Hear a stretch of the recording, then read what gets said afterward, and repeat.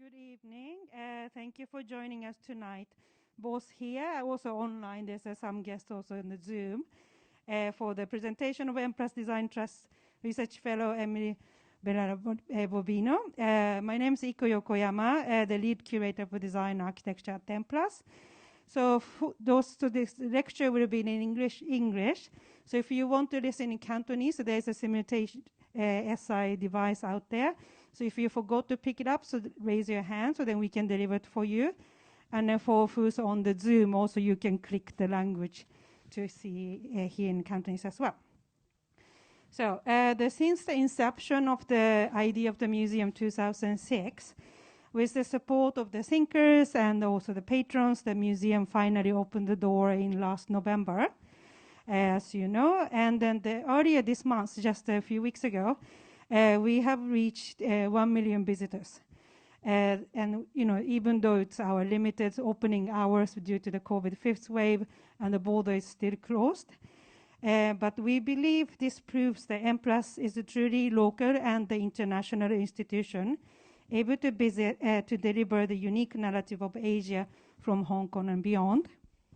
And then Design Trust is one of the very early collaborators who trusted in us and supported our curatorial research focus in Hong Kong, Greater Bay Area, and other Asian countries through M+ Design Trust Fellowship, which started 2015.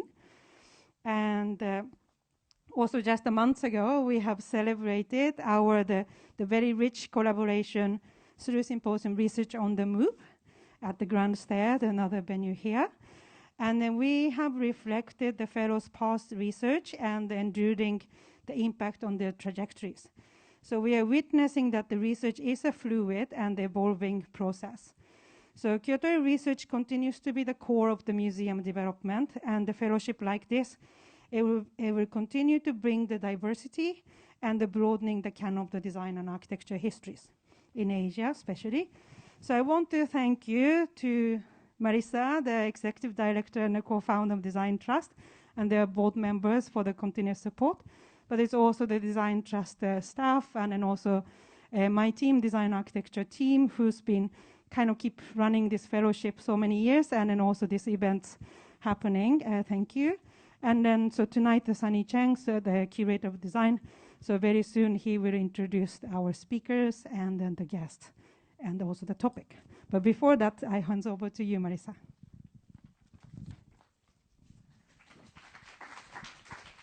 Hi.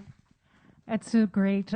Just before entering, having that magnificent skyline behind these curtains and understanding the scale of the city and scale of collaboration. So, and also just really happy to see everyone in real life, and a real privilege to be in the forum to also celebrate this partnership. Now, 8 years ago, we started the Design Trust Initiative to uncover new knowledge and enliven invisible stories and much needed research in Hong Kong on the public realm. And today, to see this come alive is really exciting. So Emily, as the 2021 fellow, it's extraordinary. We had 12 fellows so far. And I still recall the fascinating miniatures method learning from Hong Kong Urban Design in microscale doing her proposition and during the selection panel back in 2020. So it's really great 2 years later to have this opportunity. So yeah, again, welcome and thank you. And please also continue to support and engage in our conversations of much needed partnership programs. So enjoy this evening and congratulations to Emily this evening. Yeah.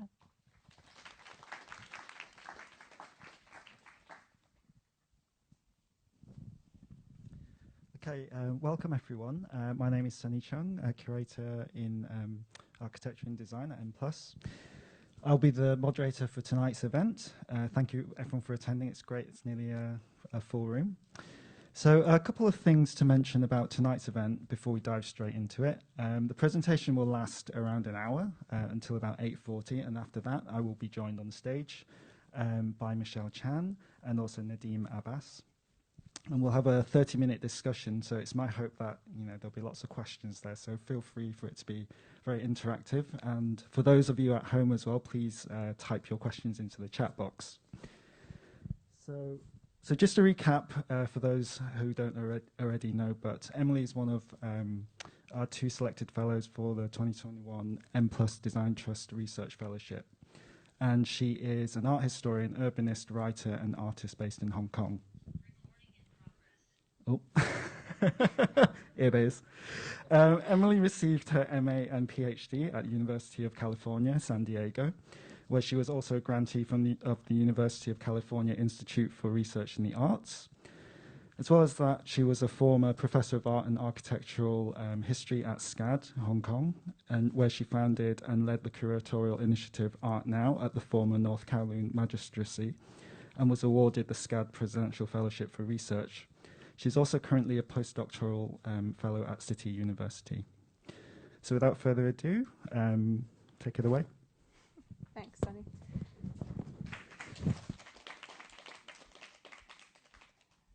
Good evening, everyone. Thanks so much for joining us tonight, and thank you to Marisa and to Iko and to Sunny.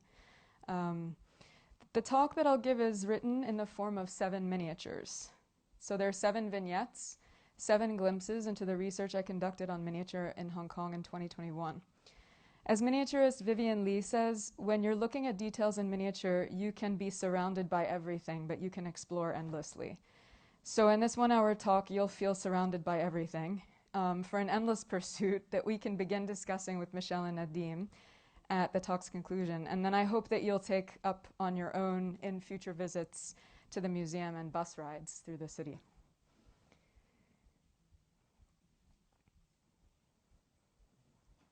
Surviving Megalopolis City. In northernmost Kowloon, at the foothills of Lion Rock, a miniature fleet of Hong Kong model buses was stacked on the shelves of a bedroom in a Tsewan San public housing estate. Mostly 1:76 scale, 76 times smaller than their urban dimensions, the buses and their boxes reasserted the bounds of an interior in the housing block. Just as buses had commoditized bodies for labor, the public estate replaced resettlement housing that, like buses, had readied bodies for industry and land for property development. By 1989, almost half of Hong Kong's population lived in public housing. Meanwhile, 4 mini storage spaces in nearby districts housed what the bedroom couldn't hold. Warehouses were among the first architecture of permanence in the British Empire's entrepot, seeded from the Qing dynasty during the Opium Wars. In the mid-1990s, storage units in converted ex-industrial buildings individualized warehousing. Scaling and rescaling create the urban environment known as Hong Kong. It's not uncommon for bus fans to keep mini storage spaces for their model bus miniatures. Some even keep plots for actual buses. There are at least 80,000 active bus fans in this town, bus preserver Sam Lamb says, outside the 1978 Leyland Fleet line he keeps on a lot in the New Territories. I might even dare to say 100,000, he asserts. Just 20,000 are more discreet. Another bus preserver from the group Island Vintage Bus jokingly tells me he collects model bus miniatures at 1:1 scale. Estimates claim at least 100 buses have been rescued from scrapping in the New Territories. Raymond Guok of Tsewan San drove a route for Kowloon Motor Bus, but as his niece, artist Michelle Tanwanzi, points out, there are plenty of bus drivers who are not bus enthusiasts.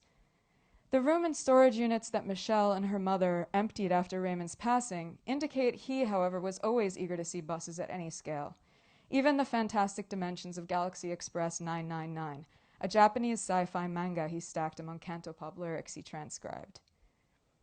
Released in 1979, the film version of Galaxy Express 999 was the highest-grossing anime ever, and it's said to have contributed to coining the term otaku, a Japanese word used to describe a person with a consuming interest. That year, the Japanese television series Gundam Mobile Suit was also broadcast. Its giant piloted machines were most popular in toy kits, also associated with otaku. Artist Nadim Abbas grew up in Hong Kong making SD Gundam, or super deformed Gundam, miniatures of miniatures that parodied Gundam with large heads and squat bodies. The scales of original Gundam figures, 1:100, 1:144, and 1:160, are connected to both the level of detail in the figure and the city-dominating size that the machines would take if they existed in the physical world. Contemporary life makes everyone otaku, Nadim asserts. referencing Japanese cultural theorist Hiroki Azuma, who qualifies the term with the phrase database animals. People called otaku just manifest it with greater intensity. Nadim experiments with spaces associated with otaku, both those it produces and those that produce it. In Cantonese, otaku is zaknam, which literally means domiciled man. In Nadim's 2016 project, The Last Vehicle, an interior architecture of rooms within rooms, secret rooms, and hidden rooms is animated by masked museum guards and performers to feel like control rooms, waiting rooms, and bunkers. Fandom forums in Hong Kong list bus fans among the city's principal otaku cultures. Raymond Guok and other model bus enthusiasts, however, could only start acquiring Hong Kong model bus miniatures in the lead up to 1997, when governing control over the British-administered territories was officially transferred to the People's Republic of China. The scaling of the city to a graspable object in the English term that's used for the event, handover, makes Hong Kong miniature. The narrative of the city's inter-imperial transition, however, obscured its role in flows of goods, capital, and labor, distracting from global economic realities and socio-political struggles. Miniature and craft and industry intuited a response from within the city's entanglement in supply chains and symbolic economies.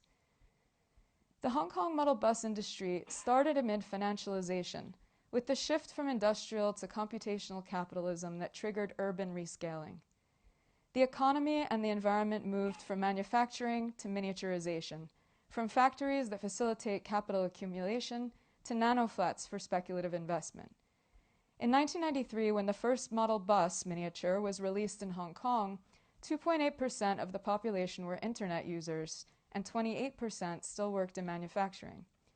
By 2010, 91.7% were internet users, and only 4% worked in manufacturing. Romney Tin of Tin's Toys, in operation since 1965 and an early producer of Hong Kong toy buses, shares a catalog from 2000. The title page shows the infrastructure built to support Hong Kong factories that moved across the boundary in the new territories and into mainland China. Industrial relocation, both regionally and globally, meant that Hong Kong's model buses were scaled in Hong Kong but manufactured north in Guangdong. In Dongguan, the city of endless factories, where many model buses were made, townships were even nicknamed Little Hong Kong. In these places, built to pass through, migrants came from all over China, as they had in previous decades, to Hong Kong, processing and finishing goods then shipped to Hong Kong for sale to the world.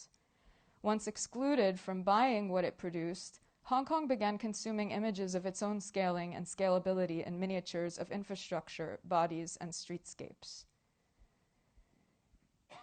The anime Galaxy Express 999 had appealed to train fans in Japan by centering its story on a steam locomotive that chugs off its tracks into space. Michelle Chan wondered if in Hong Kong her uncle Raymond had imagined a fleet of buses in place of the anime's train. A street kid in Megalopolis City dreams of leaving Earth for Andromeda, where indestructible machine bodies, proto-versions of Gundam, are given away for free. In the journey, the boy encounters parachronic versions of himself, who fight and love, but must always leave.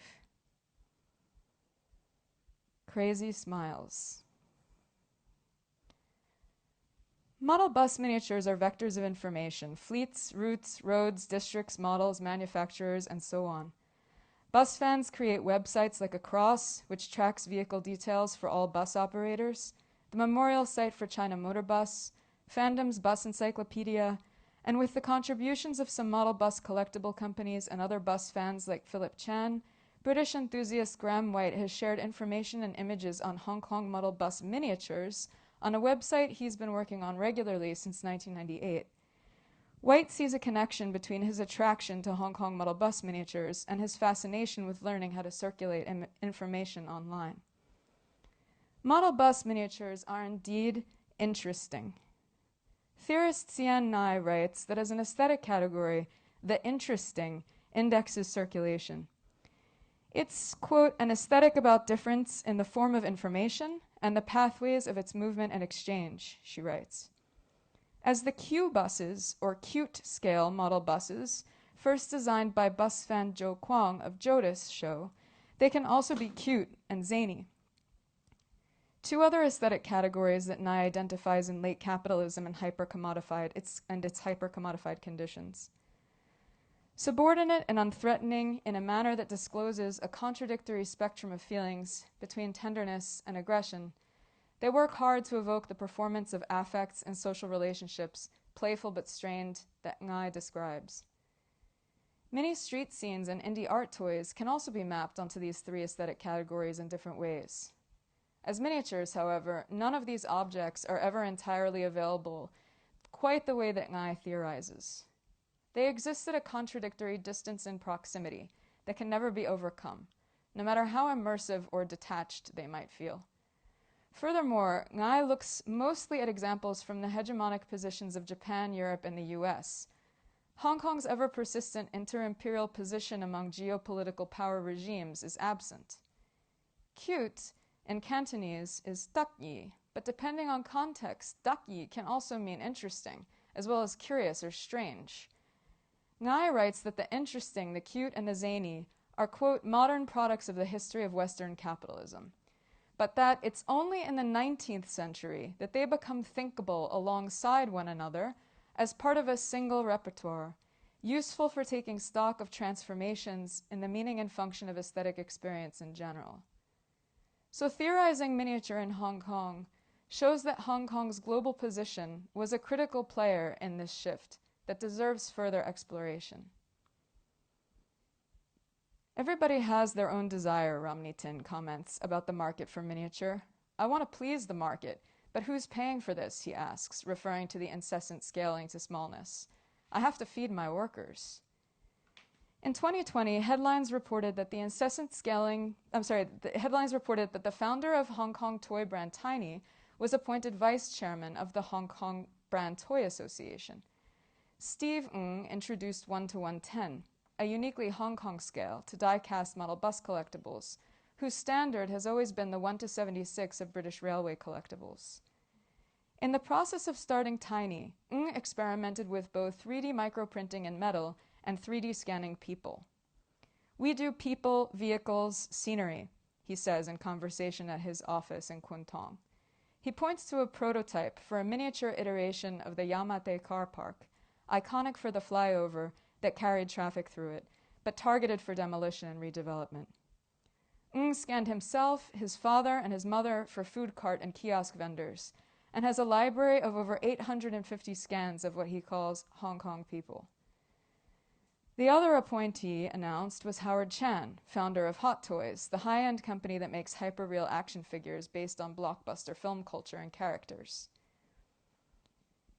In the 1990s, a growing middle class in Hong Kong was following American toy company Hasbro's release of the 12-inch posable action figures popularized by new and anniversary lines of G.I. Joe, the iconic United States military toy that Hong Kong has been involved in producing since its origins in 1964, when Hong Kong was producing the toy's head and clothes.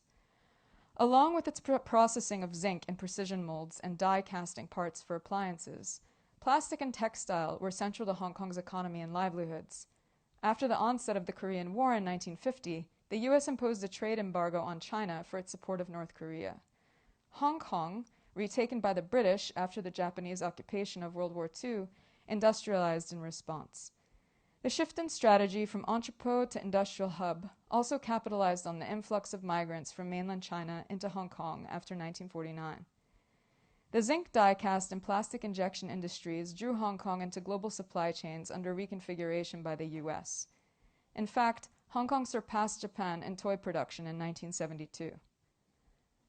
Hasbro partnered with Hong Kong Industrial, HKI, to produce G.I. Joe during the Vietnam War, when anti-imperialist sentiment in Hong Kong was stoked by the U.S. using the city as a base. Reports approximate that in 1967 alone, HKI pumped out 3 million units from its facilities on Smithfield Road in Western District, a quantity that almost matched the city's population size at a moment of socio-political tensions and labor unrest. A decade later, the 12-inch figures were discontinued due to the oil crisis. Then in 1991, Hasbro and Hong Kong manufacturer Herald reproposed G.I. Joe in series that revisited the Vietnam-era releases. Following the retrospective trend, Dragon Model also looked back and produced Royal Hong Kong police figures and riot gear. In 1997, Cool Toys, the shop that got Howard Chan started in action figures, opened in Causeway Bay, while artist Michael Lau Ginman circulated action figures he made for the album cover of the Hong Kong metal band Anodize. 2 years later, Wan Chai's Hong Kong Arts Center showed an exhibition of 99 12-inch action figures by Lau, the Gardeners series, which started the international trend known as urban vinyl. Born on a chicken farm in Shangshui, shut down to clear land for future satellite towns that relocated its residents to public estates, Lau made what he called the Gardeners, from knockoff G.I. Joes and Janes he refitted with tailored clothes and customized heads. Appropriating the G.I. Joe military body for global street culture, and whether intentionally or not, signaling to Hong Kong production of the toys' heads and clothes. According to Lau, however, smallness and toys are always equated with triviality. There was an invisible frame that restricted my work, Lau explains. The year of the Gardeners exhibition, he released a Q version in more economically accessible limited editions, a cute scale, like the SD type in Gundam. That same year, an article profiling Lau quotes him explaining that graffiti, hip-hop, and skateboarding created, quote, a uniform.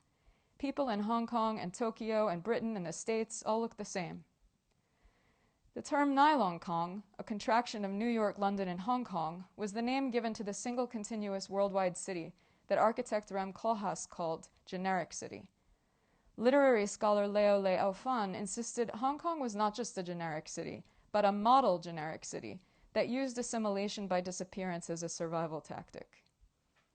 Sameness is also Hong Kong identity, insists Lau, not just a bolo bao or pineapple bun that nostalgia design loves.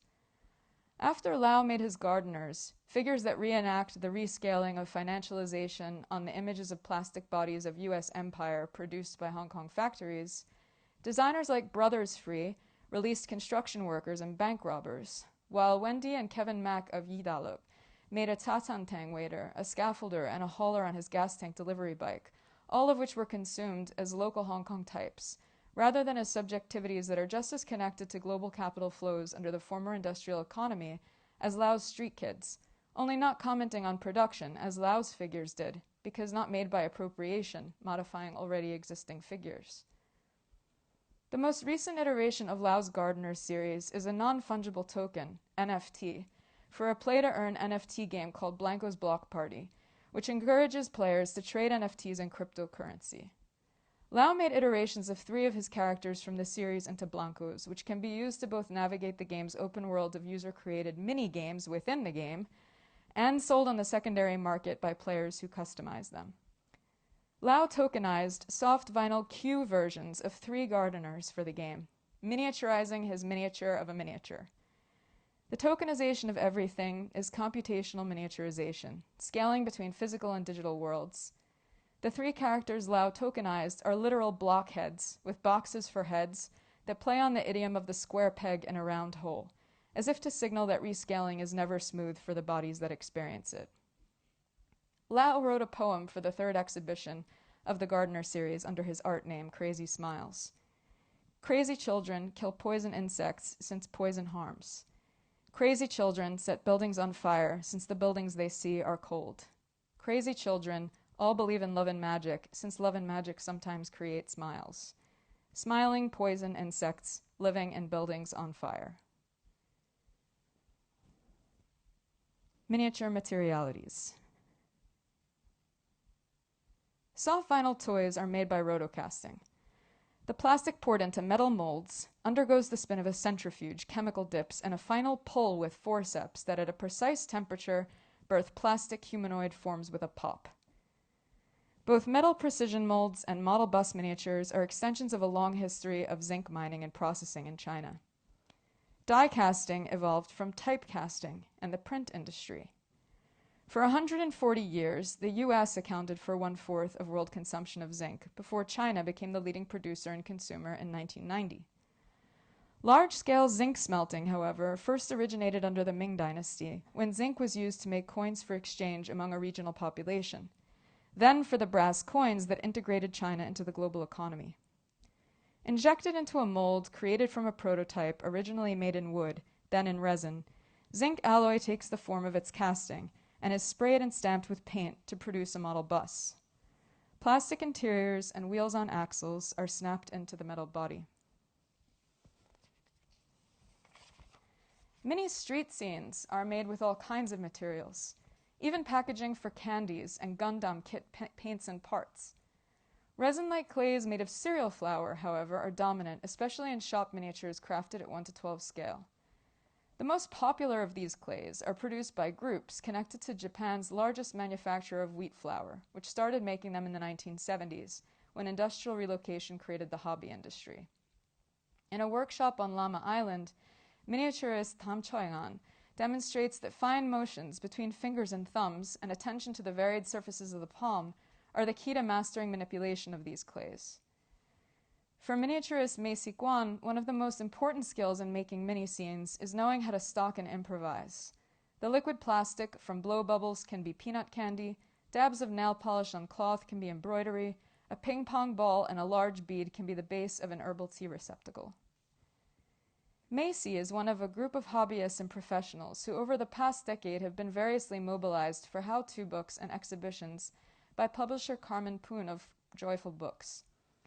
Members of the once loosely defined Hong Kong Miniature Art Society have worked with Poon's Joyful Miniature Art Association on more than 30 exhibitions of Hong Kong mini street scenes and shops in the city and around the world since 2010.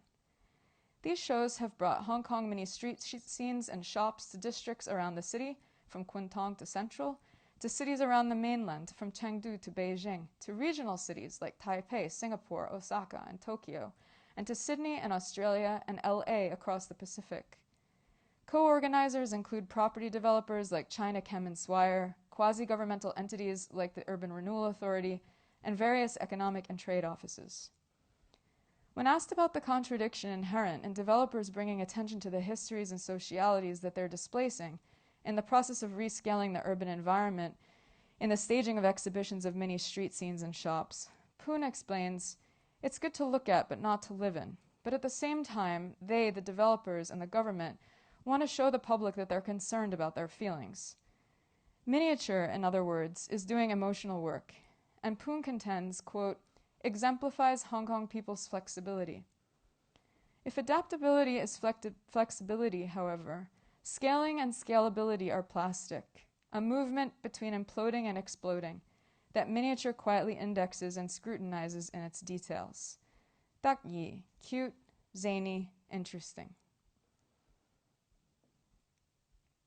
The street.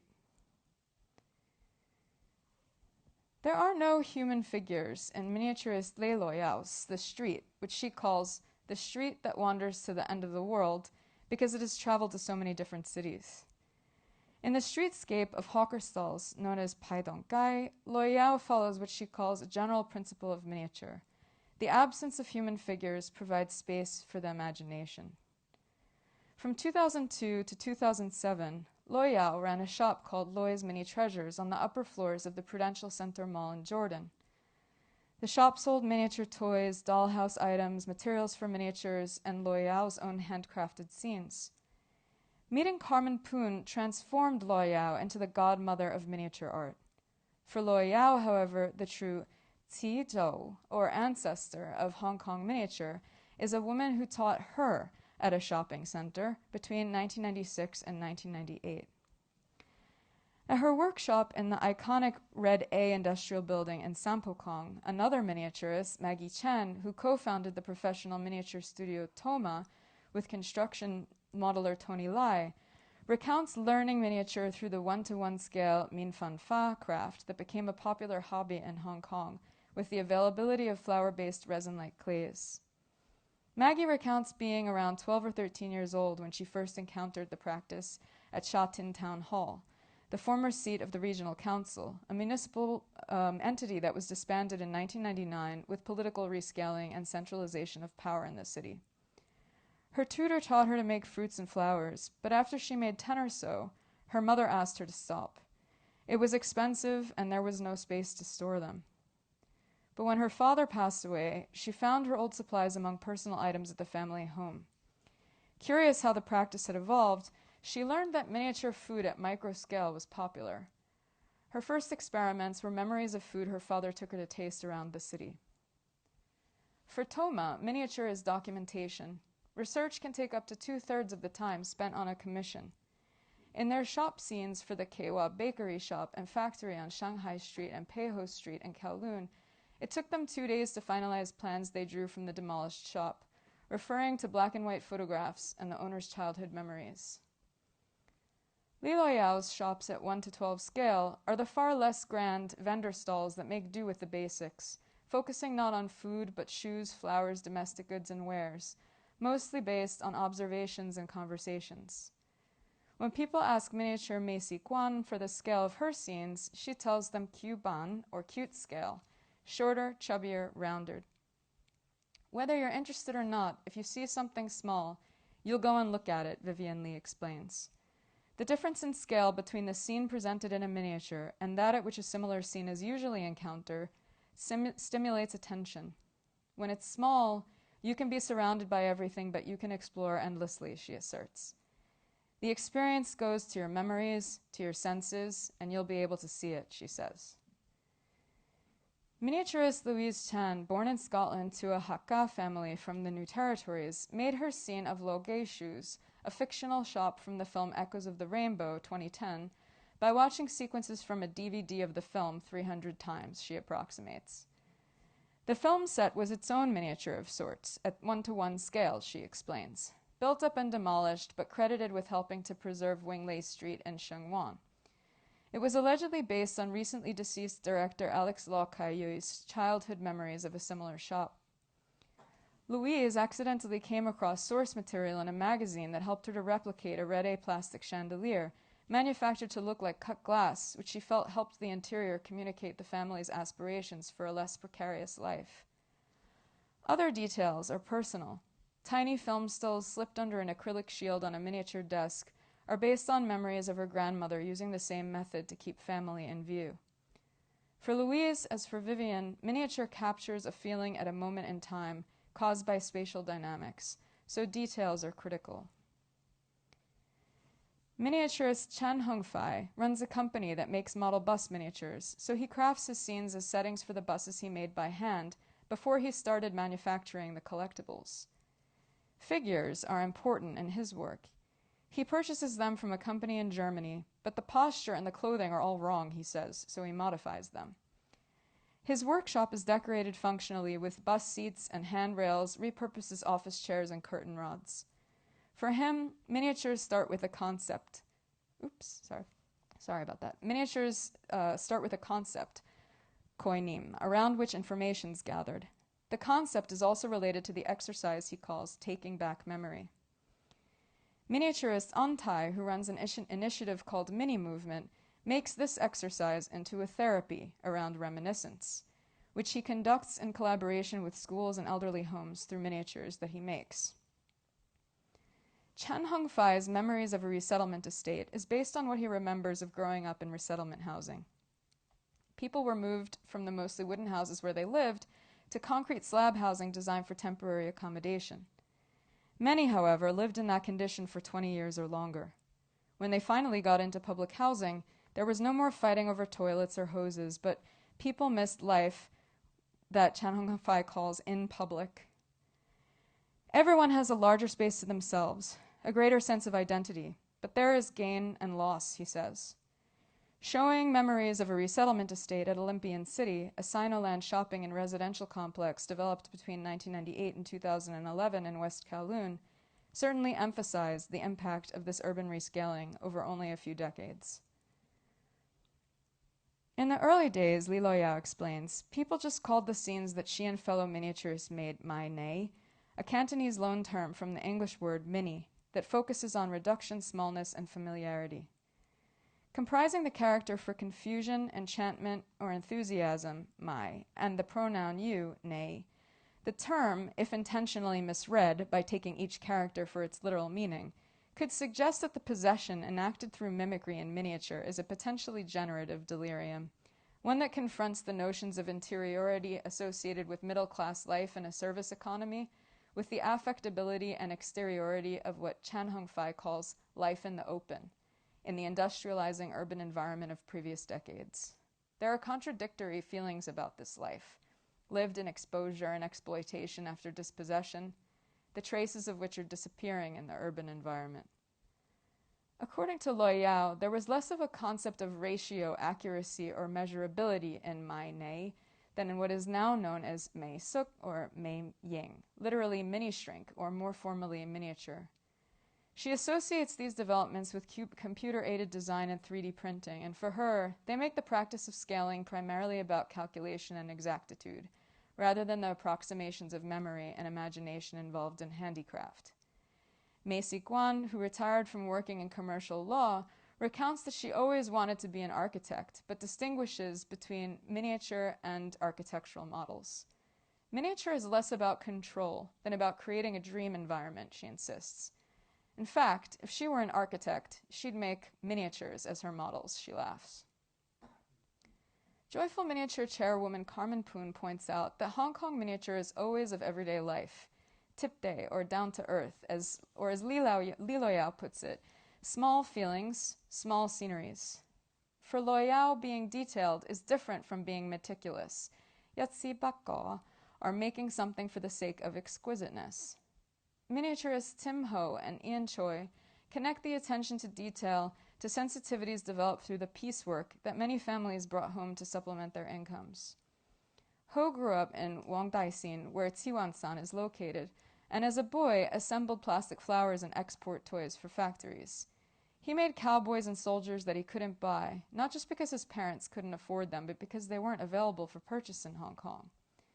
The impulse to make miniature scenes came from tiny toys he collected as an adult, many of which were made in Hong Kong. So detail is not always about perfection and technique.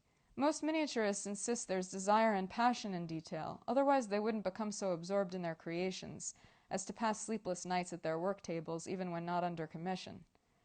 For Tim Ho, however, it's less about desire for the person who makes the miniature than for the person who looks at it. When he makes a scene, his driving motivation is for it to be photographed and its image circulated so people can notice that they're unable to tell if the picture is of a miniature or an actual environment. The contradiction here is that miniature is made to be almost overlooked when it's photographed. It should cause a double take. The double take is the kind of vision that almost misses something before somehow being made to look again, and is fundamental to the act of recreating or making reappear, chongyin, which is generally distinguished by miniaturists from copying, fukzai. Most miniaturists are not comfortable with the term waigao that might feel implied in chongyin. It implies a sentimentality that they distance themselves from. You care for detail, Li Loyao explains, and when people look into the work, they can stop blinking, and it's like they're inside the miniature. Models are outer shells, but miniature is a portal. As she explains, you can enter the future or return to the past. It was this effect that made her promote miniature as a collective activity. A group of women who met through the shop used to gather every month to teach each other a skill. Mei Siguan remembers the first trick she learned from fellow miniaturist Piano Tong, whose work mostly focuses on food carts that she's too young to have experienced on the street. How to make a wok look like it's boiling oil. Add a few drops of glue to resin, and it'll bubble up to froth as the resin dries. It's perhaps the small feeling of satisfaction that most defines the miniaturist's relationship to their creations. Miniature creates a certain contentment. Loyal aligns this feeling of satisfaction with chongyin, recreating or reappearance. Miniaturist Louise Chan calls it remembering something you thought you forgot. I feel chased by work, by numbers, by everything, Loyao explains. Something's always at my back. The street was satisfying to make because it could only acquire its current form over a patient duration. In 2004, it had 1 or 2 stores. It only became a street as she kept returning to it over time and adding elements. For Loyao, the early 2000s was a period when all she could think about was miniature. I became ginkwang, she said, agitated, in turbulence, crazy. A craziness in Cantonese that in part resounds with zaniness in English. Dam Choi-an, who runs a workshop on Lamma Island, also describes a state of agitation, but one calmed by miniature, rather than instigated by it. She learned miniature while working at the hospital authority because it was a therapy she was encouraged to take up after her husband passed away 40 years ago. When people discovered it was her hobby, they asked her to teach it to the nurses for stress release. In 2021, at the Star Ferry Pier in Chimchachoy, Tunghwa Hospital Group opened a small office that was promoting miniature making for mental wellness. In an essay he published for the project On the Threshold of the Visible, an exhibition of tiny art that traveled around the United States and Canada in the late 1990s, curator Ralph Rugoff describes miniature as homeopathic. Like cures like, as in when an allergy that makes the eyes water is treated with a mixture of onion essence that makes them tear. In Hong Kong miniature, this might be called agitation cures agitation, or scaling tempers the turbulence caused by urban rescaling. Every miniature needs an element that gives it energy, explains Carmen Poon. She points to a ball of pulled dough stretched out on the work table in miniaturist Vivian Lee's bakery, where the floor is also sprinkled with flour. It looks like the baker has just left, but will soon return. She shares other examples of scenes full of custom-made realistic figures. Sidekick King shows tiny handmade doll-like figurines for a Dachu festival scene of the Pusik parade in Chengchao, where children dress like miniature deities, positioned on steel frames to appear like they're floating, and are paraded through the streets of the island to chase away malevolent spirits.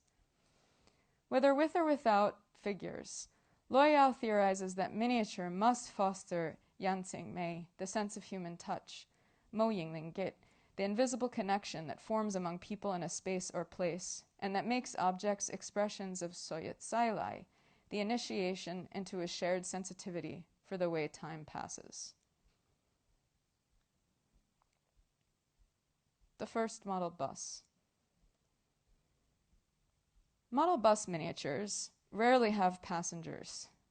Conan Han manages research and development at Model 1, a brand of model bus started by retailer Network Shuttle in 2010 to focus on detailing. When I ask him why, he responds, "A little strange if you would look at it at night," and laughs. "I can't help but imagine people inside," artist Michelle Chan says to me when I share this with her. "You don't?" Model bus fans generally agree that the first Hong Kong model bus miniature was a 1:64 scale China Motor Bus double-decker released in 1993 by Corgi, the British collectibles company. Before Corgi, however, the first generation of bus fans, people like miniaturist Chan Hongfei and bus modifiers George Law and Peter Kwok, were making model buses by hand, mostly at 1:64 and 1:76 scale. In 1991, Western Market, one of Shengwan's oldest structures, was renovated, and Kwok had a shop in the building where he sold oil paintings he made. His hobby, however, was modifying British models he sold at the shop into Hong Kong buses. The colonial franchise system had required that Hong Kong import the city's buses from manufacturers in the UK, but the buses were often assembled in Hong Kong, in Kowloon. Though some bus models were more prevalent in Hong Kong, and there were adjustments to bodywork for larger capacity, UK model bus miniatures could generally be repainted with liveries to resemble Hong Kong bus designs. Bus fans, however, knew that these modified model bus miniatures were, of course, not exactly accurate. George Law, who worked as an interior designer, is known as the godfather of bus fans. In 1991, he was featured on Hong Kong television channel TVB in a special about bus enthusiasts and achieved star status among bus modifiers. In their workshop in Po Kwawan, bus modifiers Ken Fung and Ricky Look recount the excitement of their first encounter with George, who they remember from the TV special of their childhood. "Back then, he's really amazing," they exult, using so much time and energy to photograph all the different sides of the buses to the point of using flyovers to get any advertising on the top. In the TVB special, George explains that his hobby as a bus modifier was inspired by his desire to own the buses whose hand-painted advertising schemes he admired. He photographed them and then used the photographs as a reference to paint British models, bus toys, and copycats, rescaling the buses that surrounded him. Though he stopped painting models years ago, he keeps boxes of them in his wardrobe at his home in Shifu Fayuan, along with clippings made from newspaper reports about bus accidents and recordings taken from bus news on TV. Though in the TV special he talks about the sense of Waigao he feels watching the videos years later, in conversation he insists bus modification is not about nostalgia. He was always sensitive to color, and he connects this sensibility to his attraction for buses. Bus preserver Sam Lam tells a similar story. I'm color sensitive, he insists. As a child, he entertained himself watching the buses on Kuntong Road from the window of his family flat. By the age of 3 or 4, I was able to tell the difference between each model, he claims. We need to take this boy to see a doctor, my mom was crying with my aunt, he jokes. People are still so opposed to boys loving buses. In the 1990s, Peter Kwok responded to growing interest in Hong Kong's bus designs and started to sell his handmade buses at his shop in Western Market. After the Corgi model in 1993 and subsequent releases from Hong Kong-based companies that followed, the shop became 80M.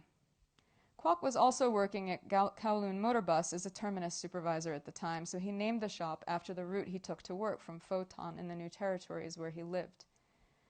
Bat rhymes with Fat, which means getting rich, and Sop, the 10 and 80, rhymes with Sat, meaning certain, so Bat Sapm was auspicious.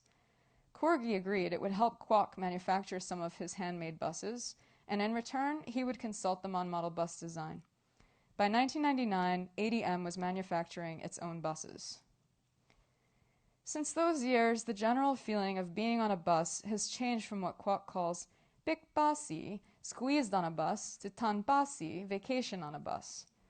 The old buses would get so crowded that you'd get a cramp from standing on them. On single-deck buses, the floor beneath your feet shook so hard that you'd feel your inner ear rattling. The seats were so slippery, you had to hold on or risk being thrown off when the driver took a turn. If not for model buses, Kwok asserts, people would have forgotten what living in the city was like back then. They would also neglect a critical actor in Hong Kong urban history, bus transit. What bus fans like Alan Wong and Kevin Tsang assert was the backbone of the city before urban rescaling started transforming buses into feeders for rail, focusing on bus interchanges, and eliminating the point-to-point service that allows people to take a single bus from Hong Kong Island deep into the New Territories. A label on the 1993 Corgi model explains it was released to celebrate the 60th anniversary of China Motor Bus.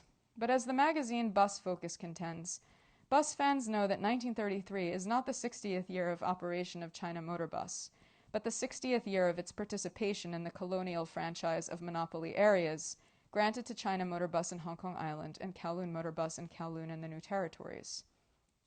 Bus fans often talk about Hong Kong's bus service being unique in the world because it's entirely commercial. However, in creating the franchise system, the colonial administration facilitated the creation of oligopolies that served land speculation, population control, and the incessant flow of capital for the Crown's interests. In 1990, 4 years before the Corgi model was made, the company, already owned by American toy giant Mattel, closed its factories in Wales. All manufacturing was moved to China and directed from offices in Hong Kong. Bus fans took the occasion to mobilize, and under the Hong Kong Transport Society, led by transport journalist Danny Chan and city bus founder Lyndon Rees, who was formerly employed at China Motor Bus, they commissioned Corgi to produce the blue and white liveried double-decker that served a franchise route to Stanley. The miniature monumentalized the last year Rees spent at China Motor Bus before founding City Bus. Heralded as an upstart by reporters looking for deregulation of Hong Kong's bus transport, and measures that would not only break the oligopolies but the perceived power of bus unions, among the few labor groups able to disrupt capital flows in the colony, City Bus was presented as a challenger to the old colonial order, and the champion of the neoliberal economics that liberals and conservatives alike were hoping would transform mainland China through Hong Kong. Backed by investor and developer Choi Jin-tong, City Bus showed buses were prized for more than transit. The single-door double-axle vehicle that the Corgi model replicates was one of 12 double-deckers of the kind introduced for luxury coach services by China Motor Bus under Rees in 1978. Promoted as an advanced design developed in England specifically for Hong Kong, it was supposed to get wealthy motorists to travel by bus to Central. Evidencing how bus transit was ideologically aligned, One commentary on the Route 260's problems asked mockingly if bus travel would, quote, perhaps smack too much of Maoism for Hong Kong. By 1990, China Motor Bus and City Bus were, according to reports, squaring up for a major fight. There were reports that China Motor Bus's profits were not coming from bus operations but real estate maneuvers, like selling depots granted by the government and using the proceeds to increase dividends for other investments. A decade earlier, Sun Hung Kai Properties, one of Hong Kong's largest property developers, had already become majority shareholder in Kowloon Motor Bus. In 1993, City Bus was awarded 26 of China Motor Bus's routes and celebrated breaking the monopoly system with new technology and service-oriented approach. 5 years later, New World First Bus took over all of China Motor Bus's remaining franchise routes, and China Motor Bus left buses for property development.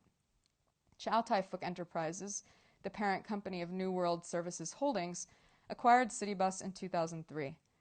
Last year, it sold both operations to a private equity fund, founded by an investor who previously worked at Chow Tai Fook.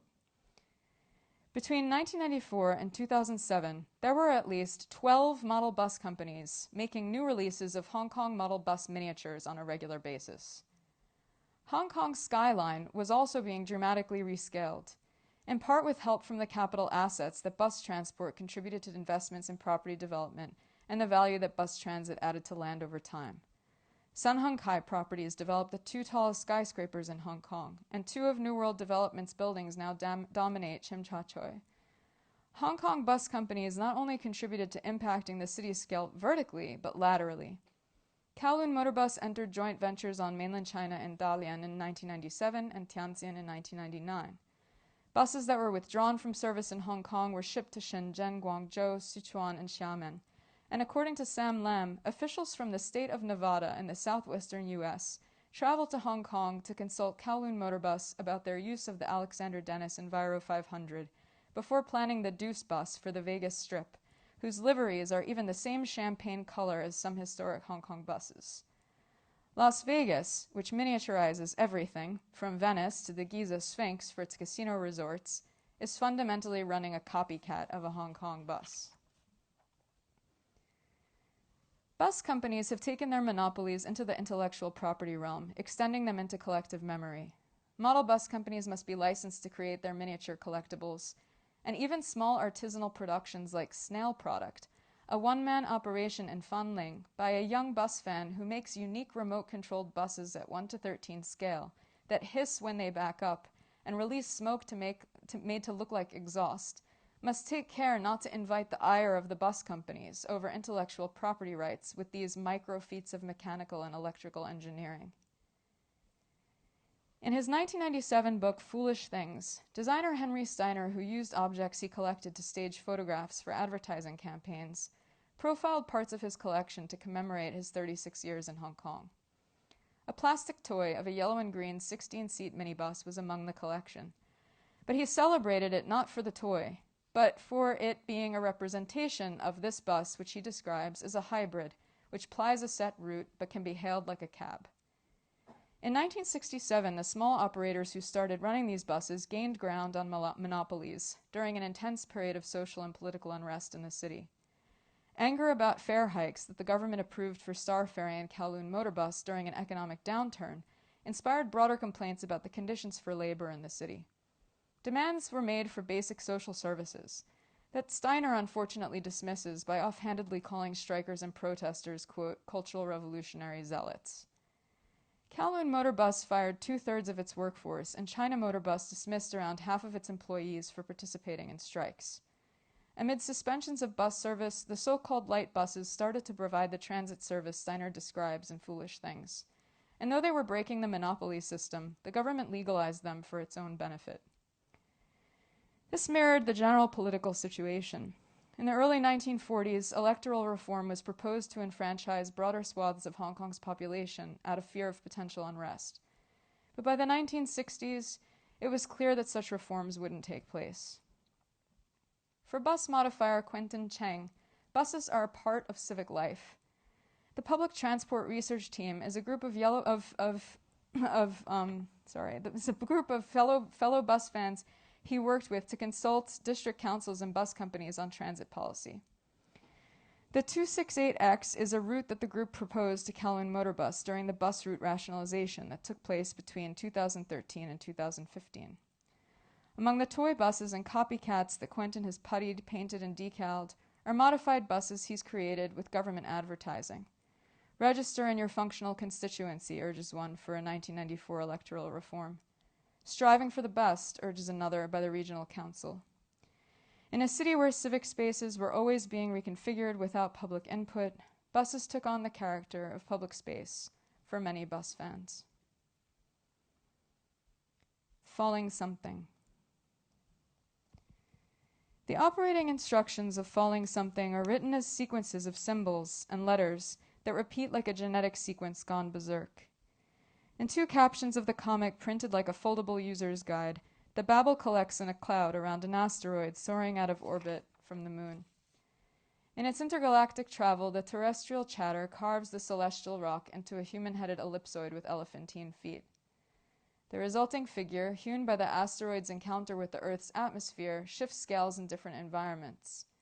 It hovers truck-sized over an open road, then descends amid skyscrapers and flyovers into the grasp of a thumb and forefinger. The independently produced and self-published Falling Something was released in 5 editions in 2021. Active on the Hong Kong comic scene since 2009, artist Johnny Nye, also known as Overload Dance, explains he came upon the English word overload in Hong Kong's elevators and chose it to explore the idea of the non-standard in body type and behavior.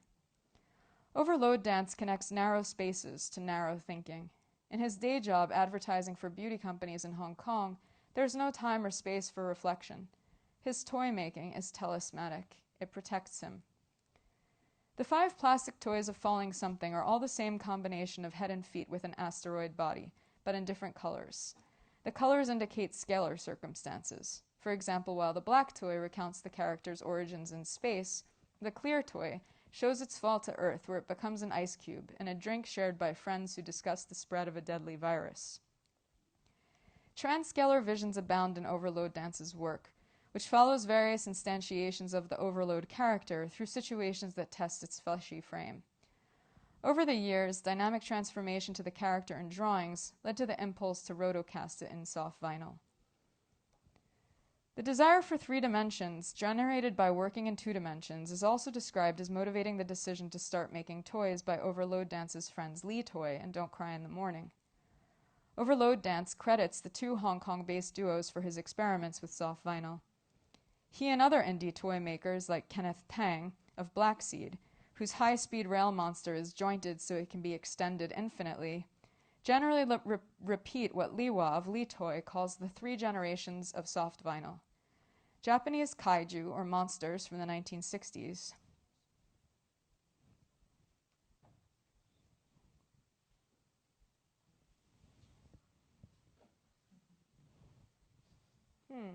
Oh, there we go. Okay. Back to kaiju. Japanese kaiju, or monsters from the 1960s, Michael Lau's urban vinyl from the 1990s, and the 3rd wave of indie art toys sold through Instagram in the era of the trade war between the US and China.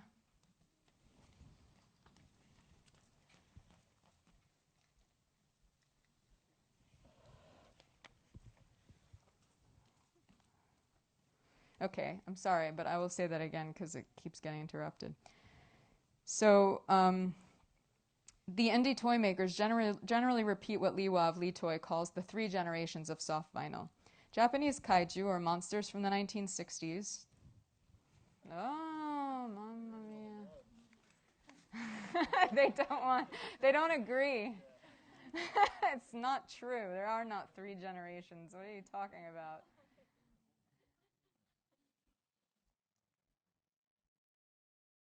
So the desire for 3 dimensions generated by working in 2 dimensions is also described as motivating the decision to start making toys by Overload Dance's friends Lee Toy and Don't Cry in the Morning.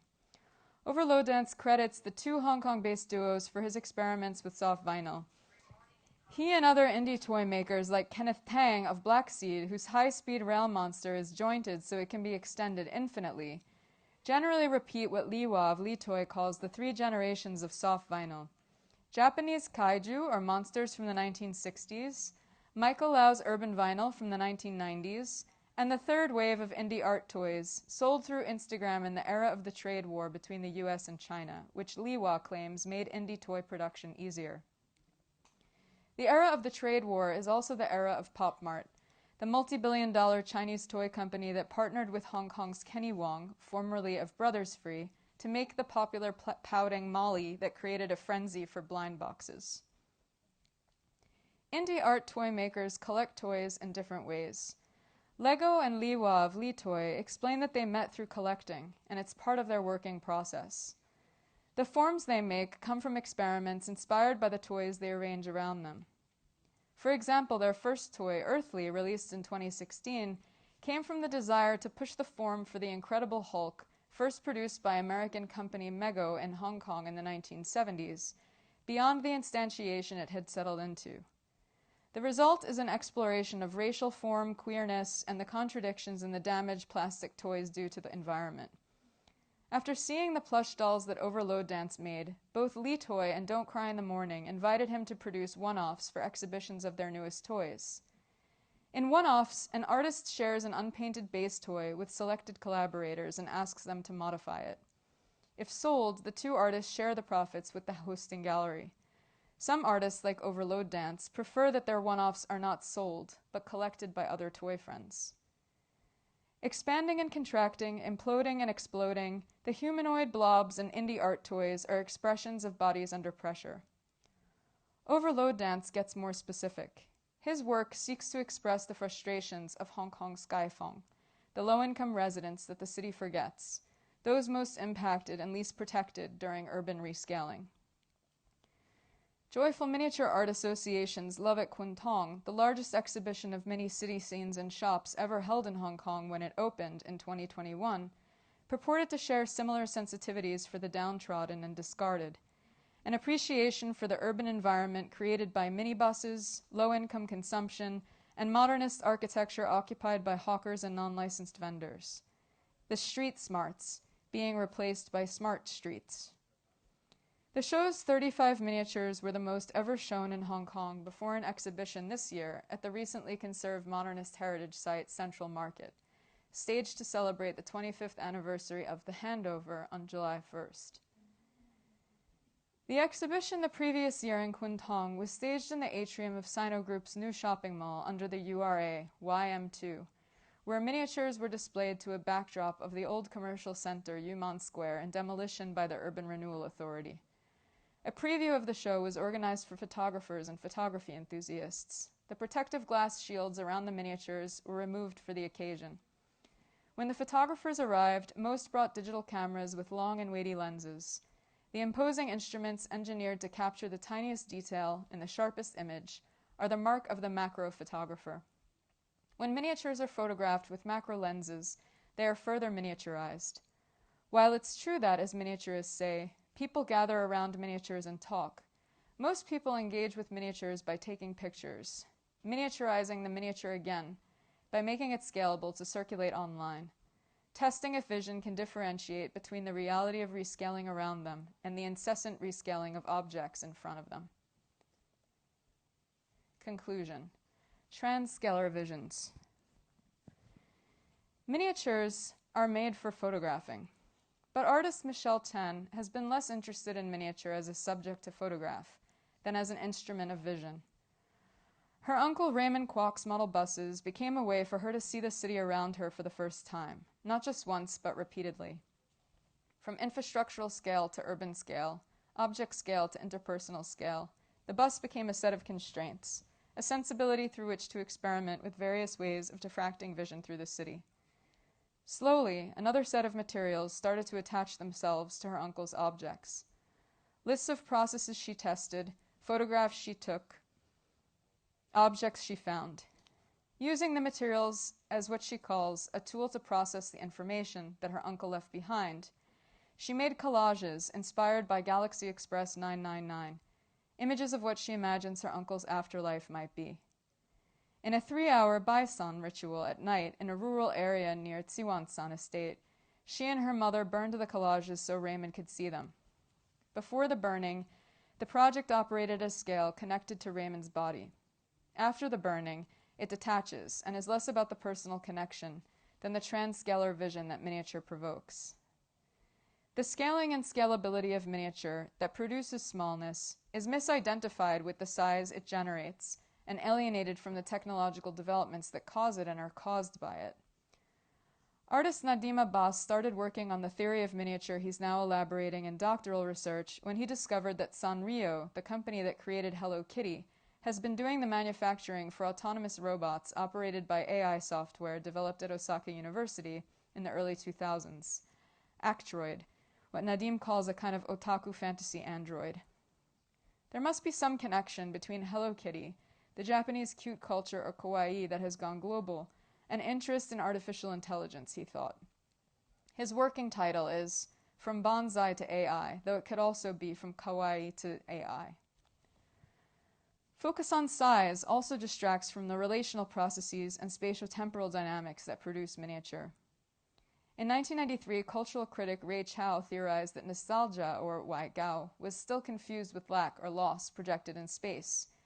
Even though real estate speculation and the expedience of technology in Hong Kong has created a situation in which much of the urban fabric doesn't last long enough to create attachments. In her analysis, Hong Kong's self-nativizing wai gao, inherited from colonial strategies that made cosmopolitans of colonizers and noble natives with local cultures of the colonized, was more about the manipulation of temporality. It generated what she calls compressed forms, forms that are fantasies of time. Almost 30 years have passed since Ray Chow wrote the essay A Souvenir of Love, theorizing wai gao in Hong Kong, and in the meantime, these fantasies of time have undergone further compression as fantasies of time. Miniatures expressing the ontology of miniature, like SD Gundam or the Q-scale model bus. Scaling through reduction is part of miniature, but focusing on smallness distracts us from the act of scaling and the making scalable that miniature indexes, and that miniaturists are not only enacting upon objects, but experiencing in the urban environment around them. The general definition of scale is not just relative size, but relative duration or extent. Scale is also a means of positioning something in space-time in relation to something else. Scaling is commonly understood as a transformation that enlarges or diminishes, but enlarging can be a vanishing act, and diminishing can be an existential monumentalization. Scaling, therefore, is perhaps better defined as a transformation that allows the scaled to be in the world with different possibilities of action. Scalability, on the other hand, is the ability of something to endure scaling without distortion. Something that's scalable is asked to act as a model or a system that can be repeated without the dangers of contingency. Scaling risks implosion and explosion. Scalability expresses fixity by making what's scaled fundamentally unchangeable wherever it migrates. The fixity of the non-scalable is its refusal of this forced unchangeability.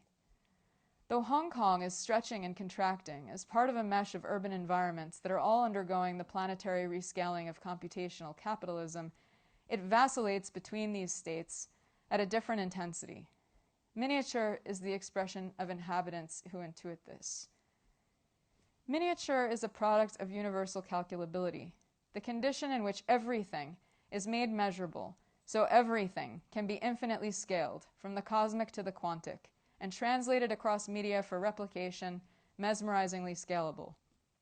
But in all the efficiency of the precision-nested scales that appear to make this controlling force controllable, miniature also brings attention to a fundamental non-scalability and incalculability. It is both so close and so far. Theorized in Hong Kong, miniature not only resembles but points around it, and in doing so, it offers a different way of looking with trans-scalar vision at the urban fabric it represents, and the affective and physical labor it demands to create its fantasies of time, like a falling something, only reachable by fleets of intergalactic buses that evade the double take as they sail through seas of stars. Thank you. And I'm sorry, but since we can't have the screen, I feel very uncomfortable because I have a very large thank you list, and you're supposed to be able to see these names very large on the screen. So I know you can see on your phone, but I don't know if you can really read them. You can read them. Yeah. Okay. But I would like to say there were many people who participated in this research with me, and I really thank them profoundly. So I would like, I'm sad that we don't have a big, huge screen with all of their names on it. So. Do you want to read it out? There are a lot of names. Okay. I mean, I would like to say, I guess, thank you very much to the research team I worked with. Sammy Chan, Cecile Ng, and Nikki Wong were absolutely fundamental. Their participation was critical to the project. But there are many people who I would need to thank, so it would be a long talk. However, Nadim and Michelle should come up, I think, now. Maybe we can talk a little bit. Yeah, let's. So now we're going to move to a discussion phase. I'm just seeing what time it is. Oh, actually, we're pretty much on time, actually. Oh, so, that's great, despite we can have a full half hour. So can I invite Nadim and Michelle onto stage? Thank you.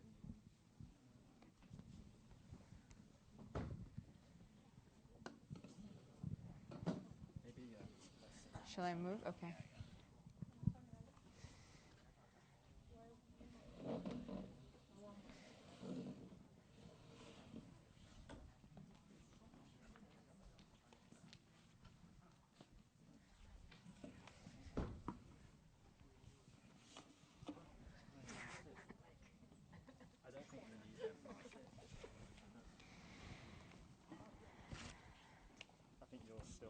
Yeah.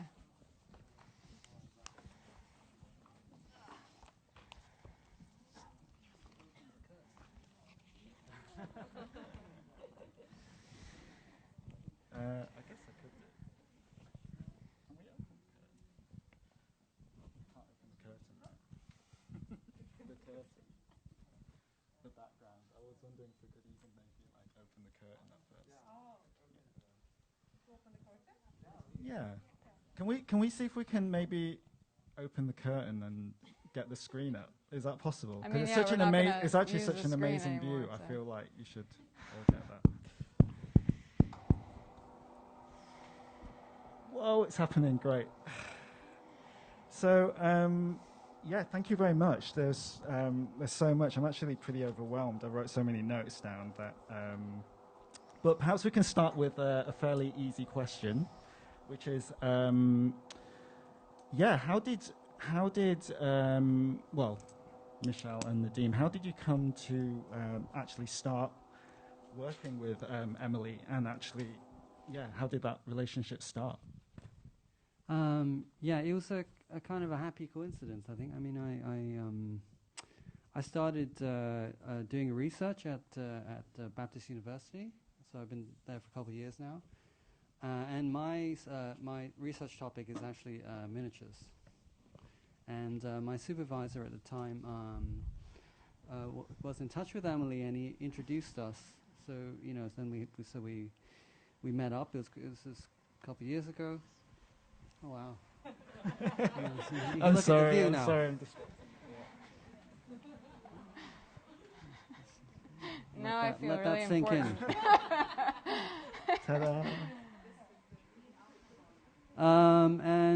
Yeah, so we met, and Emily came to the studio. We had a very, very long chat. I think It's like 4 hours, I think, yeah. something like that. It was really great. And obviously, there was a lot in common and a lot to talk about. When I started the research, I was sort of thought, is this something kind of really left field, and am I going to be doing this as kind of solitary activity, Like an otaku. Yeah, and it was sort of really interesting, after meeting Emily, to kind of discover all of these pockets of communities or kind of of people who have quite similar concerns, even if it's in a kind of very different context. Yeah. And what about you, Michelle? Yeah, me and Emily also happy coincidence. I'm a photographer, and so a friend, Kurt Tong, it's actually our mutual friend, and he kind of match made us because he knew that both of us were working on buses. For me, it's mostly about my personal project on my uncle, and he was a bus driver, and then he left over a really large collection of bus-related things. So I started working on that with photography, and then when I met Kurt and talked to him about that, and then he shared with me that, oh, actually, Emily, I know she's doing a research on this. Maybe I could introduce you guys together. So yeah, that's how we kind of started our connection. And then Emily also came to my studio. We talked for a bit, and then she was interested. She asked me if I was interested in doing a miniature workshop that she could follow. So I said yes, and then I went with her to do a 2-day workshop on a miniature shop, a bakery shop, and she was observing. And then that's really where it kind of kicked off, and we started sharing contacts and working together in regular basis. For example, Emily introduced me to George, who's here today, and to talk to the other bus modifiers. And when I have contacts with other bus modifiers, I would introduce to Emily to come to the gatherings together. Yeah, that's really fascinating, actually. The other day when I was chatting to you about what we're going to talk about in the talk, this kind of super collaborative nature. I mean, you mentioned 3 researchers there as well, and I seem to remember you said something about there was some kind of translation process happening in Cantonese, but rather crucially, you also valued their input as well. Oh, and you definitely. left the column. Yeah, so maybe you can elaborate a little bit on that. Yeah, Sammy Chan, Nikki Wong, and Cecile Ng, and also Michelle was also doing this together with us, where what we would do is we would prepare before. We would discuss, I had prepared a lot of questions or, for example, information about different people who were working in miniature, because oftentimes people get interviewed by the press, right? So there would be a lot of information actually that you could find where people previously talked to the press about what they were doing. And since when we talked to people, we wanted to try to get out of that kind of conversation that people would tend to have, because talking to the press is very different from just being able to have a conversation about what it is that you're doing and what you're interested in. Yeah, rather than all the marketing kind of sales pitch. So we wanted to try to move past that kind of way of talking about, of giving people an opportunity to talk a little bit differently about what they were doing. So we would prepare and we would talk a lot, and also Nikki and Cecile and Sammy and obviously Michelle, they would bring in their own research that they did and things that they knew, and that was so valuable, obviously. It would be valuable in any research context, but especially in this context where they could bring in so much, knowledge about Hong Kong that I obviously don't have. I mean, I grew up in Hong Kong when I was small, from around 84 to 91, but that's nothing. And also the knowledge that they have of language is critical. So we were able to have a lot of conversations with people in Cantonese, and they would then go and transcribe, and they didn't just transcribe. When they were transcribing, they were making comments on associations that they would have as they were transcribing, or on key terms that they pulled out. So my ability to theorize came through their theorization that they were doing through the terms that they shared with me. So that's why they're really they're not. I don't really like to call them research assistants because we're a research team, I would say. Yeah, like a super collaborative process. Yeah. That actually leads me to this question of actually the community and like your kind of relationship to that in terms of maybe infiltration's not the right word, but how did you go about kind of befriending or getting the trust of the model making miniature community? You talked a little bit about I guess a practical aspect where perhaps you did like workshops and maybe there was knowledge gained from that could allow you to directly basically get into the community. I will slip in two things before Michelle responds really quickly, just because they're names of people I want to acknowledge. That absolutely fundamental was the trust that people like Philip Chan and also who's here, and also Carmen Poon, that they showed towards me, towards sharing their communities with me. Absolutely fundamental. I wouldn't have been able to do what I did because those people were the ones who kind of helped me to meet other people. My first go-to were my uncle's friends because they were also bus enthusiasts, and some of them are also bus driver. And coincidentally, Quinton Chang, Yes. whom Emily interviewed, is actually a friend of my uncle, which was amazing. I found out actually who found not this for me before exactly. I was searching for this, and he found it for me. So.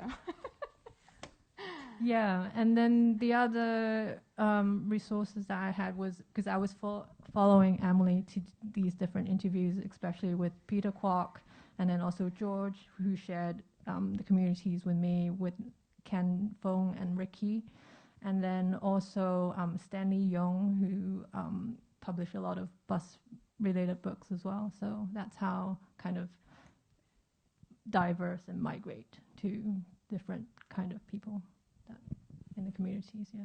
And what about you, Nadim? In your research, how have you found, I guess, like, getting details and kind of the trust of any kind of revelation from these particular communities who, a lot of the times, might be sidelined or, some of their interests might be considered a bit sort of, a little bit off kilter, so they might be a bit more guarded. So were there any kind of strategies or ways that you got into those communities? Well, actually, my approach is quite different from Emily's, and I think that's also one thing that we did discuss. I think my entry point into this whole subject was as a kind of mild consumer of this sort of thing. So I grew up making these models and stuff, and I used to hang out in these kind of malls where these little, like Sino Center in Inns Place, places like that, and where you kind of pick up these things like Gunpla and stuff like that. So I was sort of mildly immersed in this culture, but not in a kind of a kind of really extreme way. But it was sort of a kind of like a ordinary part of my life, and so in a way that kind of gave me some inspiration to think about how to think about my own practice in the studio.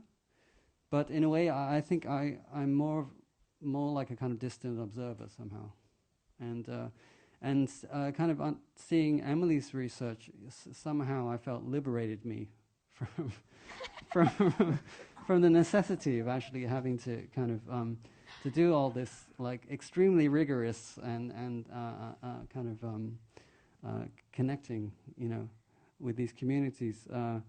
And my focus in a way has been more historical in kind of looking at traditions of the miniature, like classical gardens and things like that. So in a way, I'm sort of more interested in talking to dead people than the living.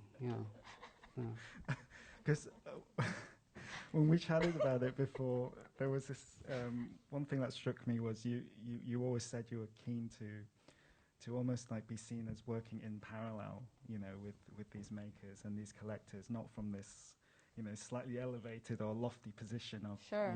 like I am the observer looking, anthropologically or something at you. Yeah. I wanted to be more of a channel, like a way that I could bring together many different conversations I had with different people, bring their voices kind of together and create a single kind of story or narrative, or not a single narrative, but I don't want to say that make a symphony because it sounds kind of silly, but make something that kind of brings all of the voices together, threads them together, and has them actually talk to each other. So people who never talk to each other could kind of shared similar ways of thinking, or maybe they were disagreeing, but obviously those people never talked to each other. Some of them clearly did, right? But some of them didn't. So it was really interesting to kind of bring all of this knowledge together and try to do it through their voices and what they said. Now, obviously, I'm still, to a degree, an author in this, right? Because I'm making choices about what to put where, who to put, whose words to put next to whose else's, right? Whose words. And so that's still, that's still a decision that I'm making. But I would hope that being in parallel means that people can speak back, right? So that's also kind of the point of having a presentation like this. Obviously, ideally, we wouldn't really have, the room set up like this, for example, in rows. We would have maybe like a big circle or something so that we could all chat together, and, one could also, we could feel more comfortable to engage in a conversation about some of the things that were discussed. We'd have more time, right? But we're working within conditions of an institution, so we have to respect that, right? Yeah. But that being said, I mean, these are sustained conversations we plan on sustaining and continuing, and this doesn't end here, right? It's ongoing. And it's a way for people, I think, to also hear back what they've been thinking, because that can sometimes help you when you hear back from someone, what you're doing, and you hear it in relation to a lot of other people and what they're doing, and also people who you may not have thought about your work in relation to, like an indie toy designer in relation to a bus modifier in relation to a miniaturist or something, right? Yeah, I'm kind of thinking of other sort of, I guess, slightly subcultural activities which I'm very interested in as well, such as like the synth scene or something like that. And there's a lot of parallels actually. I wonder if there's any are there any kind of like fractious relationships there in terms of like is there kind of a recognized way that details or a way of making or doing is seen as the right way, and others are kind of like slightly awkward or off, or is everything equally accepted in the? Well, sure. I think everybody always has their feelings. Like my way of doing it is better, or this company's way of doing it is more to my liking, or whatever. I mean, that's normal. Yeah. Michelle, do you have something you want to? I mean, for me, I think my practice changed with photography as well in varying scales, fitting the theme, because I came from a background as a behavioral therapist, and my interest is really in observing and understanding people, but then I wasn't going to go on to that as a behavioral therapist anymore, and I started using photography to do that, and then at the beginning it was mostly observing as a street photographer or as a documentary photographer, but then throughout this project that I'm doing, my personal project, it kind of gave me like an expanded way of how I could use photography as a method to talk to people, to connect to people. So for example, at the beginning was using found images from his collection to make the collages that was burnt and then offered to my uncle. And then now with the bus miniatures, I was photographing like how a bus photographer would photograph, to study them one by one, but then also in different kind of grouping, in a sense that looking at my uncle's collection, you could see that if we look at it in a small grouping, that those model buses are really very much related to his childhood memory, because a lot of them goes and come from Qiwanshan.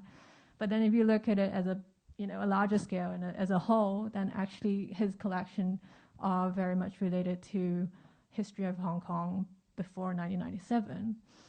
And then other than just scaling out, I was zooming in as well and just looking at one particular model bus, which is a Leyland Victory Mark II.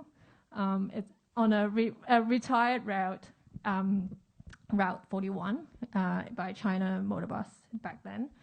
And I was really very much kind of being the actual bus itself, and exploring and documenting the vanishing landscape around and objects. And then, but then I also, throughout that kind of documentary, I invited a senior photographer, also has a studio along the route to take photographs. Yeah, studio that's been there since 1960. Right. Like the most amazing, beautiful photography studio you've ever seen. Yeah. So in that sense, I feel like I'm agreeing with Emily of the way that she approaches her research as how I would approach with photography. Yeah, and I think it's a really good point that you all make. That sorry, we got a person who's doing some exercises behind us. That even if we don't, strictly speaking, make miniatures like in the kind of typical sense, there is this way in which the miniature kind of informs what we do in a very important way. So I think I should probably open up for questions as well, please. if anyone has, because it's already 15:15 actually. But, or comments. Yeah, does anyone have we have a mic here actually, so if anyone has any questions, we can open it up. You don't have to ask a question. You can also just comment something. If you want to say something that you have an association that came to your mind, an experience you had, or something you disagree with that somebody said, or a correction, anything. Nothing? Someone there. Yeah, we'll bring the mic. Off the top of my head, thank you so much. It was really, really interesting. I learned so much. But I like the how you phrase it in terms of documentation. It's kind of really documenting so many things about people's lives in the city and whatnot. And it just then my mind went to that famous, I guess, the man who was interviewed on television. Is there any George? Yeah, but He's but right then I behind you. Oh, hello. But I was actually thinking, is there any like films actually like moving image about these buses or miniatures, or I was just wondering if there's other kinds of things we could watch on the topic that you know Oh of. Wow. Could be. Hollywood special effects. Yeah, as well. I don't know if I should go there because I feel like I could talk a lot about that. Well, actually, there's the Fruit Chan film. Oh my gosh, I always blank on it. It's the midnight after, with the minibus that goes through the tunnel, right? The tunnel, Lion Rock tunnel, and comes out the other side, and everyone. It looks like everyone's disappeared. So that's the light bus. There's something really interesting that I found when I was looking through archives was actually one of the first films from China that was shown in the Museum of Modern Art in New York was this film Bus Number 3. I actually haven't gotten to see it yet, but that film is really interesting because I read about it, and it is about a kind of change that young people bring to the way buses are run. So there's this whole story of kind of the older guard of the bus captains having to kind of let go and allow the young people, a girl and a boy, to kind of make changes to the buses, which I thought was really interesting. And as far as the TVB special, you can actually watch it on YouTube with George. That's an amazing that's an amazing kind of short film to watch. Yeah.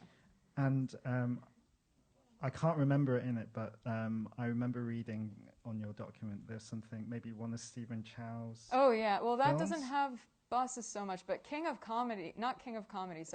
Aces Go Places, that series has tons of, I mean, like all Hong Kong buses have, but I remember in Aces Go Places there are like all these times when, you know, they're like driving on motorcycles on top of like 6 buses or something. I mean, there are lots of miniatures in that. There's like the one, I can't remember which one it is, but the one where they defeat the bad guys with like a bunch of miniature robots, right? That they take out of suitcases.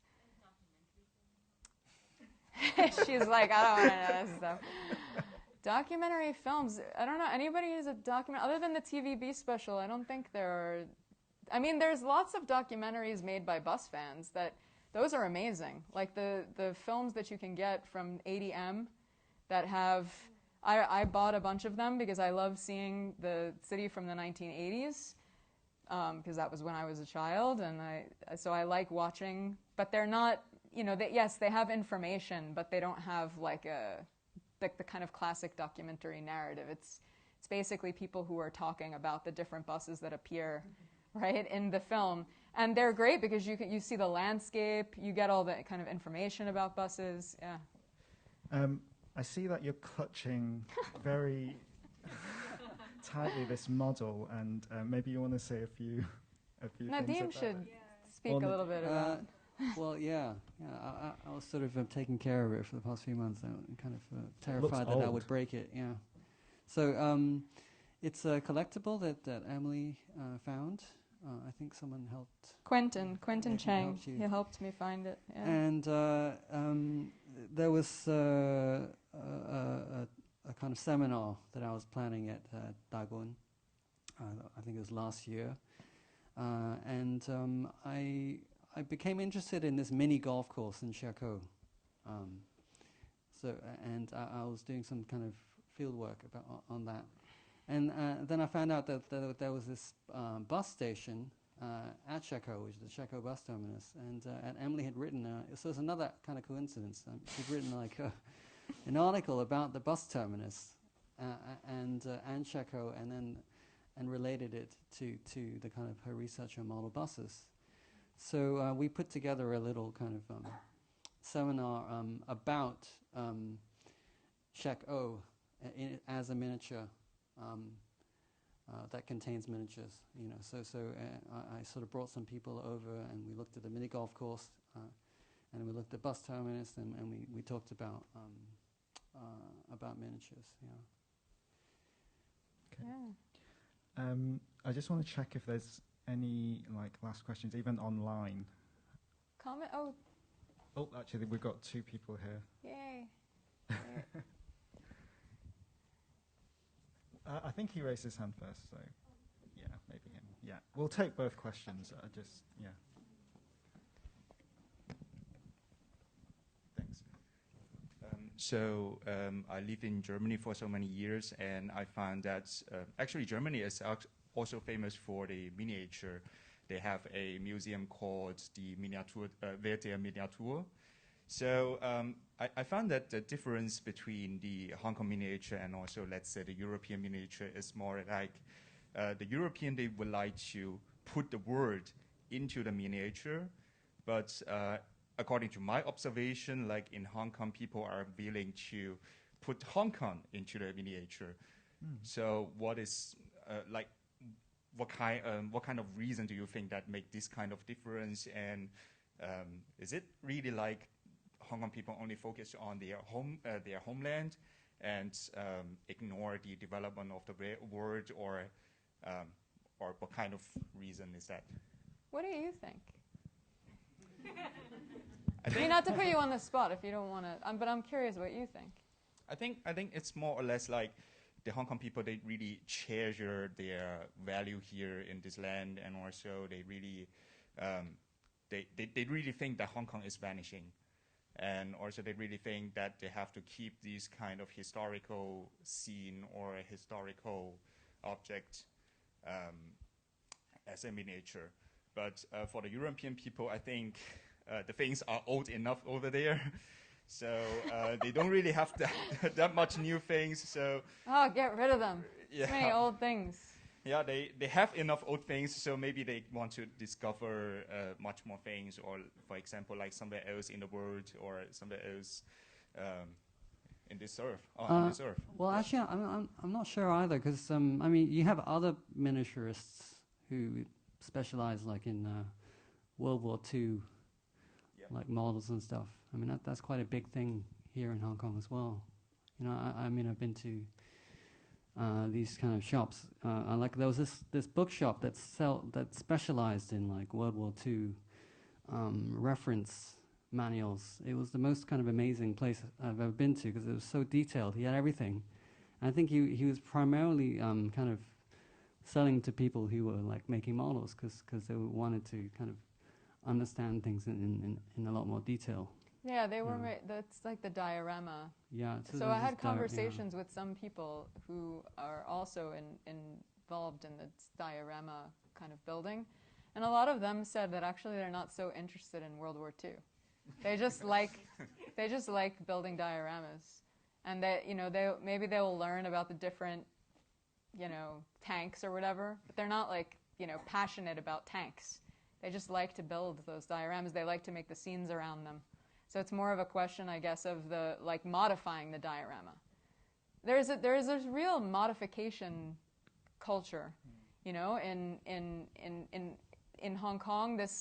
I think this is also really interesting. I mean, I didn't do a comparative study, so I can't compare necessarily. I don't really know that much about miniatures in Europe or miniatures in the US. What I do know is that miniature as the theory of miniature, if you go to kind of study miniature, in philosophy and comparative literature and in theory, it's all based mostly, right, on American or European or Japanese, right, sources and objects. And I think that was the reason why Nadim and I were trying to figure out a way to theorize miniature out of that, because we felt that there was a way in which that was really limiting our understanding of what is going on exactly. And in Hong Kong, I think the main thing that we talked about was, people always repeat in Hong Kong that things are small because of the lack of space, right? The people repeat this over and over again. And it's not to say it's not true, right? But there's something deeper in the fact that people repeat this so much. There was something deeper in this question of smallness in Hong Kong and the interest in Hong Kong in smallness, that we were really interested in how this relates to scale. Because we felt that the small is the result of a process, which is scaling, right? And it's the result of scale. And so that was something that we wanted to kind of try. We talked together that actually we agreed on that when we first met. We were discussing this question of the small in relation to scale. So I don't know if I think in my presentation what you might have seen is my feeling personally about it from the research is that the world is in Hong Kong. Maybe that's why people don't feel they need to put the world in Hong Kong, because the world is in Hong Kong. Hong Kong is pulling things. It's the place where the world is like birthed, basically. Like every object that we played with when we were small in our generation, growing up in the 80s, all of those objects, 90s, right, were coming through Hong Kong somehow.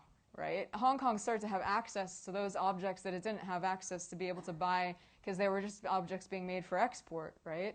And so I think maybe that would be an answer to your question. But maybe Nadim, do you want to talk about just briefly the scale a little bit? I guess that also the thing that roots it in a place like Hong Kong is that the miniature gives a very unique way of dealing with scale and non-scalability in the same movement without contradiction.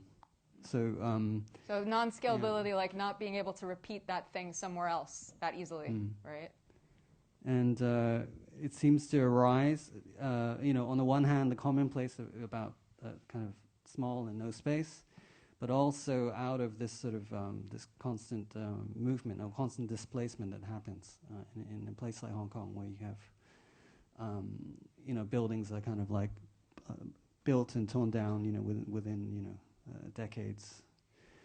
So the miniature gives there's the possibility of kind of dealing maybe with there's a kind of traumatic element to that, right? So it gives this possibility of dealing with that as well. Yeah. Thank you. When I get the other I think there question, was another Or question there. If we can answer this quickly, because we're kind of running over time, and I think there's maybe I just one want to ask more that, question. maybe will M+ organize some bus model expedition in the future? Because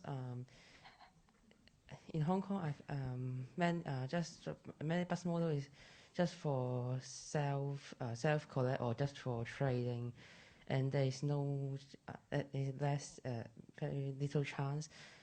And I went to the Hong Kong history museum in Hong Kong in about 2014, and there's a bus exhibition. I think that it was great. So maybe I suggest M+ can organize some related. definitely. I suggest that too. So will you have a plan to organize these activities? If it was me, I'd 100% just do it. But there's a process we go through. But no, I'm super interested in all this stuff. You know that. So. But there is a conversation we would have to have about what would be the right way to do that, right? Yeah, exactly. And Michelle has had a lot of conversations with bus fans about the desire for a transit museum, and how would you do a model bus exhibition? What would be the right way to show model buses? Because if you just show one model bus miniature, does that really? I mean, that doesn't do it. I mean, anyone's workshop that you go to has thousands, right? So I mean, it's also an object that you kind of have to see in en masse, basically. So do we have another? Or incorporated into right. another exhibition, for instance. Exactly. Yeah. I think we have one more question. Can we grab the? That was a great statement. Thank you. Thank you. Thanks for the presentation. And I think that, the question of the miniature is obviously it can elicit a lot of interpretation in terms of what the motivation for the interest in the miniature is, and especially there's a certain poignancy, I think, in thinking about Hong Kong's ephemerality, right? And also the population's ephemerality, and maybe people wanting to take Hong Kong with them because they need to or want to or whatever. But I was actually fascinated or intrigued by your raising of the question of scale and scalability, because this also has to do with representation and how things get represented. And maybe this is a question more from Michelle and maybe Nadim in terms of thinking about representation and the scale of the representation. Because, when you were talking about scale and kind of like the reproducibility of things at different, that seems to me that that's something that's very inherent in photography, for instance, and so the question of the miniature and scale is not just about the content, the representation of people who are interested in miniatures, but also like working. And I was wondering if there were conversations about, photography and its relation to scale. So that's one thing. Because obviously you can make a photograph the size of a book. You can make a photograph, huge. There's actually a book called Bus, which reproduces a bus 1-to-1 scale. Right. Yes. Yeah. That's the Greyhound. Yeah. Exactly. Yeah. I know that. Yeah. Yeah.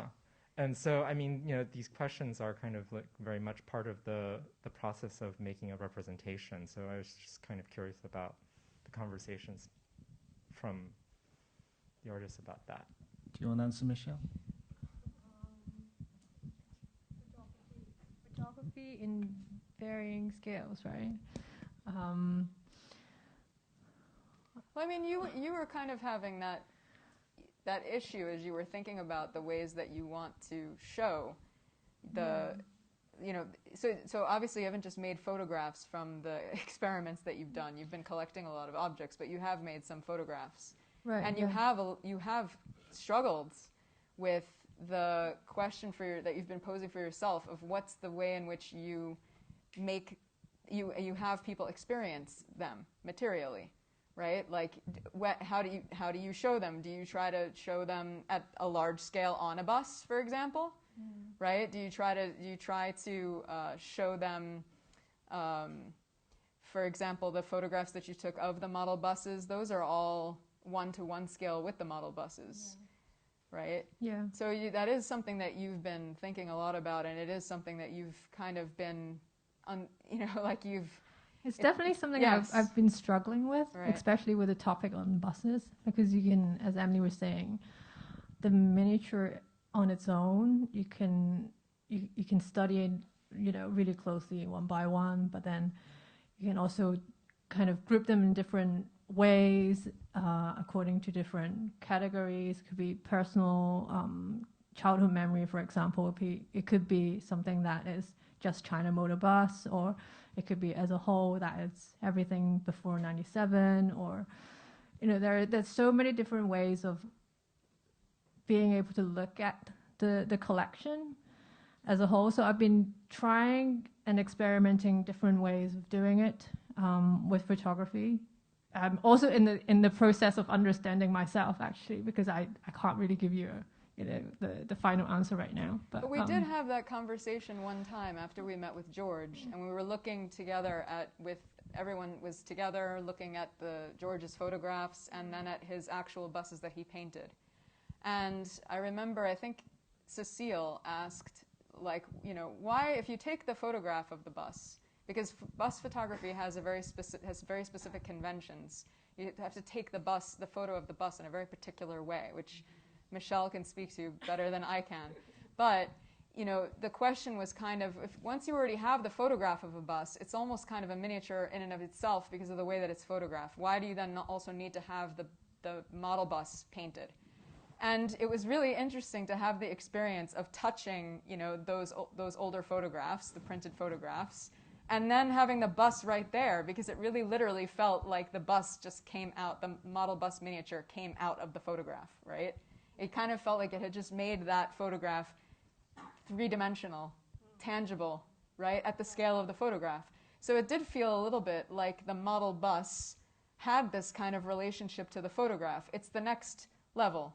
Like, before you have 3D printing and everyone can 3D print an object, everyone can scale their own object, the model bus is almost like the fantasy of being able to do that, right? The modified model bus. Well, it's or the kind of bus like the cutout, and you can put it in whatever background or context that you want to put it in, surely. Right, well, you dream that actually this photograph that you have would actually be a real object. That's what you would prefer. You would prefer to have the real object, right?